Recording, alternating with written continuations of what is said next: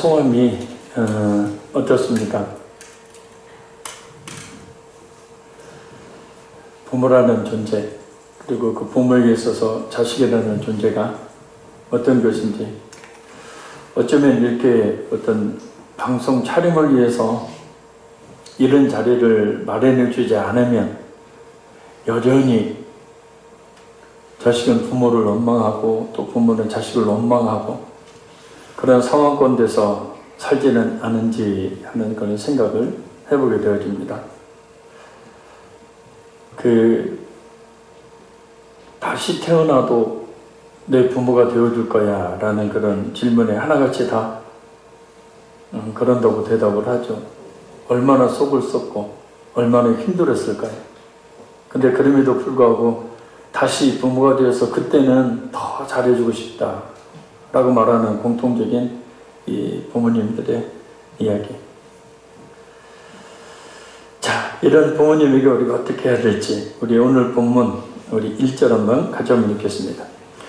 자녀들아, 주 안에서 너희 부모에게 순종하라. 이것이 옳으니라. 아멘. 바울사도는 원래 10계명 중 제5계명에 나와 있는 내 부모를 공경하라 라는 말씀을 너희 부모에게 순종하라, 공경을 순종으로 바꿔 사용하고 있습니다. 왜 공경하라를 순종하라로 바꿔 사용하고 있을까? 칼빈은 순종이란 자녀들이 이 자기 부모를 공경하는 증거가 되기 때문이라고 했습니다. 순종이 부모를 공경하는 증거다. 여기는 두 가지 의미가 있습니다. 하나는 자기 부모를 공손히 섬기는, 곧 공경하는 자녀는 순종하기 때문입니다. 칼빈은 순종은 생각보다 어려운 것이라고 했습니다. 왜냐하면 사람의 마음은 남에게 복종하기를 싫어해서 다른 사람의 지배를 받는 그 자체를 대단히 고통스럽게 여기기 때문이라는 겁니다.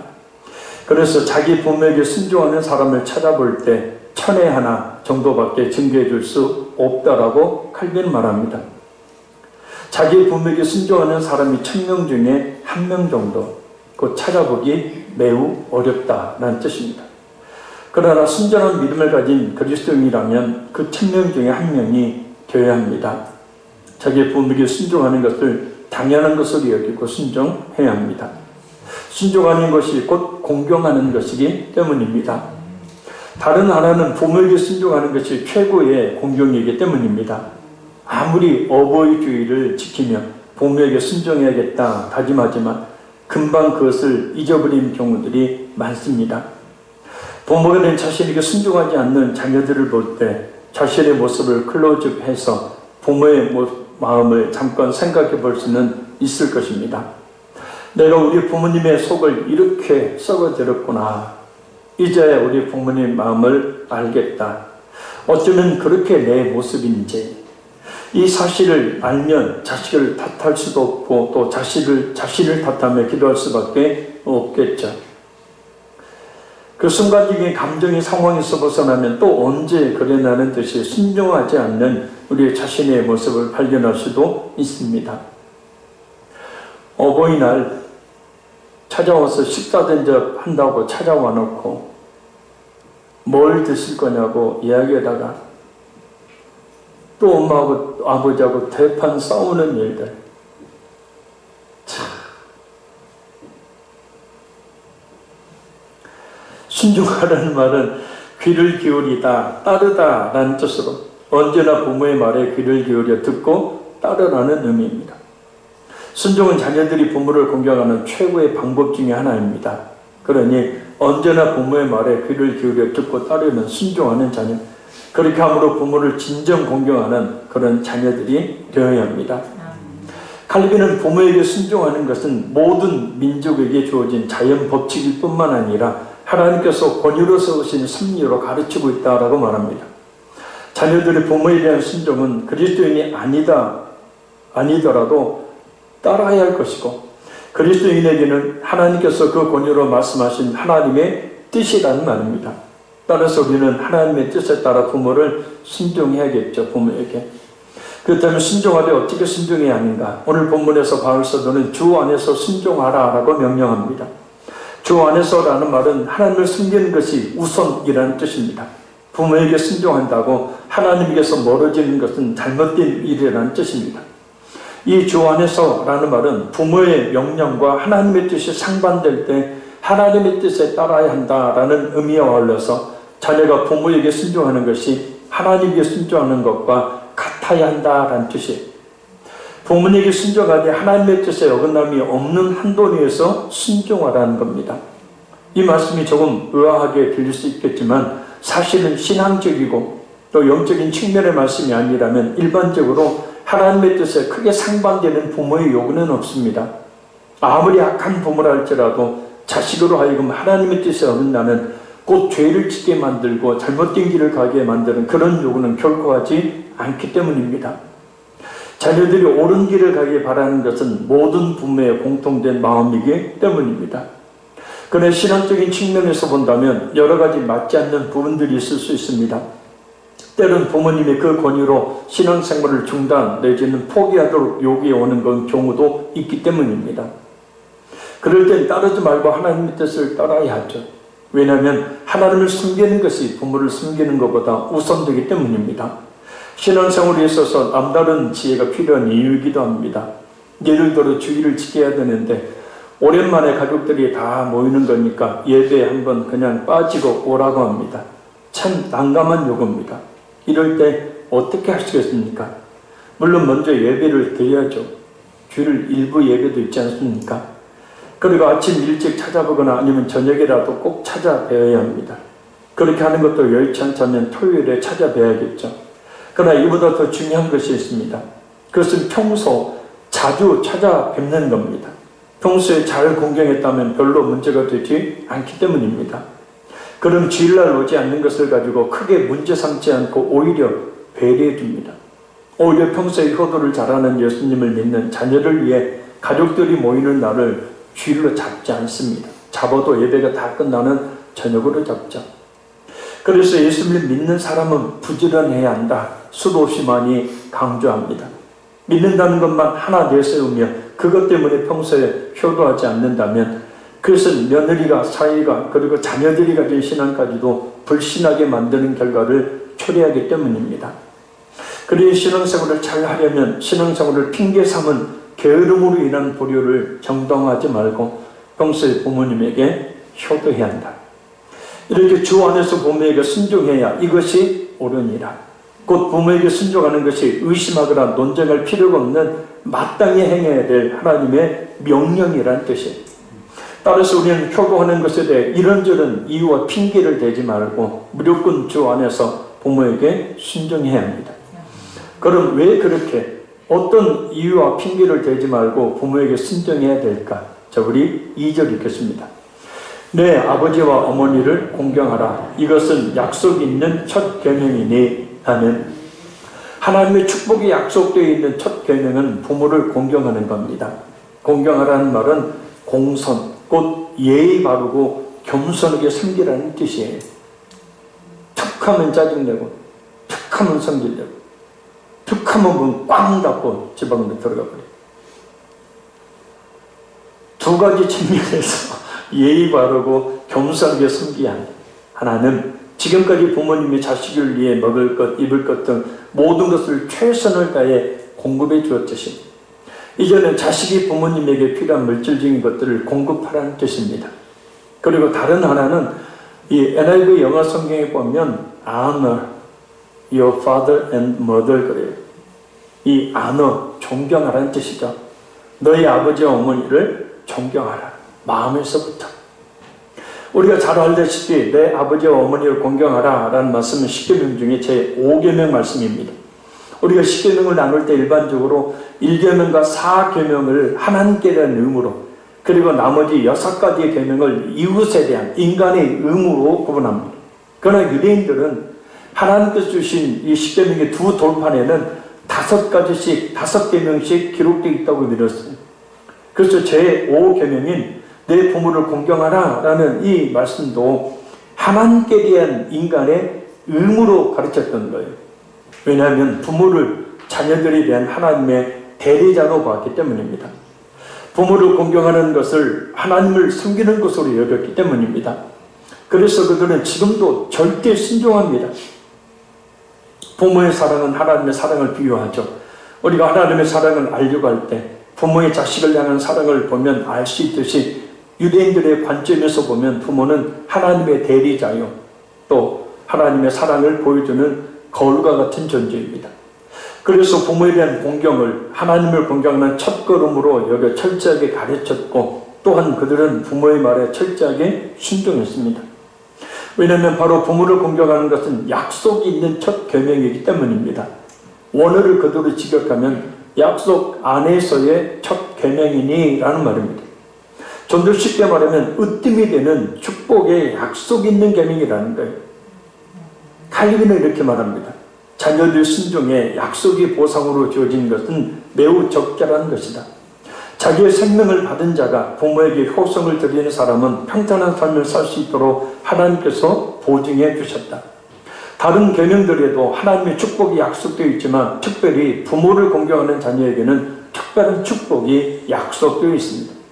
마음으로부터 부모를 높여 존경하며 그 말에 순종하고 또한 여러 가지 부모에게 필요한 것들을 공급해 드리는, 이렇게 부모를 공경하는 사람에게는 하나님께서 특별한 축복의 삶을 보증해 주신다는 것, 반드시 주신다는 것.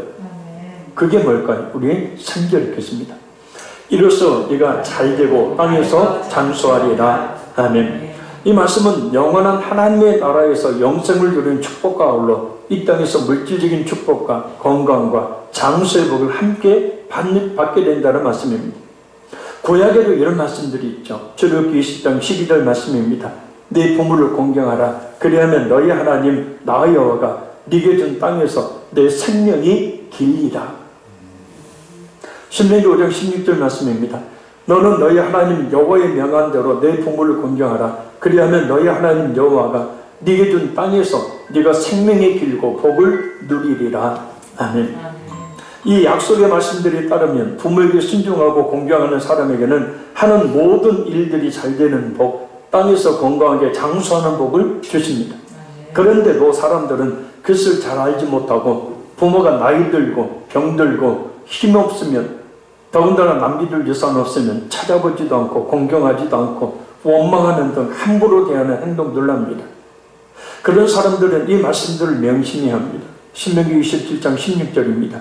그 부모를 경홀히 여기는 자는 저주를 받을 것이라 할 것이요 모든 백성은 아멘할지니라. 아멘하셔야죠. 잠언 30장 17절입니다.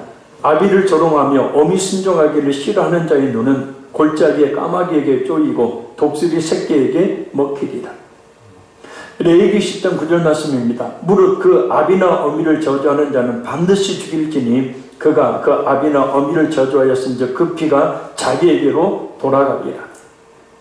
그러니까 이 말씀들을 아주 간단히 풀어서 말하면 이런 뜻입니다.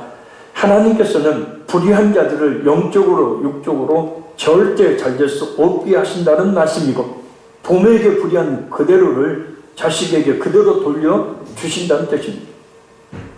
그런데 이렇게 자녀들이 부모에게 불의해서 잘못되는 것보다 더 무서운 일이 벌어지죠. 유리피데스라는 사람이 이런 말을 했습니다. 부모를 공경하지 않는 아들은 축복받지 못하나 부모에게 순종하고 공경하는 자는 자신의 자식에게도 똑같은 대접을 받을 것이다. 부모를 잘 공경하는 사람은 자신이 부모에게 한 것처럼 자식들에게도 똑같은 대접을 받지만, 반대로 부모를 잘 공경하지 않는 사람은 자기 자식에게 자신이 자기 부모에게 한 불의를 똑같이 받게 된다는 거예요. 아까도 어떻게 말씀하셨어요? 그 피가 자기에게로 돌아가리라. 이게 불의한 그대로 자신이 받게 된다는 거예요.